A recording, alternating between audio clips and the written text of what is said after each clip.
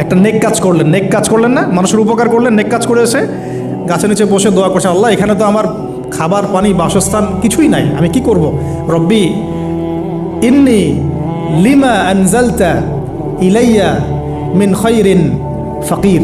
রব্বি ইন্নি লিমা আনজালতা ইলাইয়া মিন খায়রিন ফাকির। আবার বলেন রব্বি ইন্নি লিমা আনজালতা ইলাইয়া মিন খায়রিন ফাকির। অর্থ হচ্ছে, হে আল্লাহ, তুমি তোমার পক্ষ থেকে আমার উপরে যে নেয়ামতগুলো দিবে, আমি এর জন্য ফকির হয়ে বসে আছি। আল্লাহ অর্থ বুঝে পড়বেন ভাই, নামাজ রোজা হজ জাকাত যাই করেন আল্লাহর ওয়াস্তে অর্থ বুঝে পড়বেন।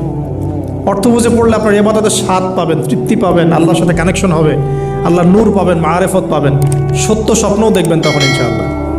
তখন শুয়ে শুয়ে সত্য স্বপ্ন দেখবেন ইনশাআল্লাহ। আল্লাহ পাক তৌফিক দান করে দেন।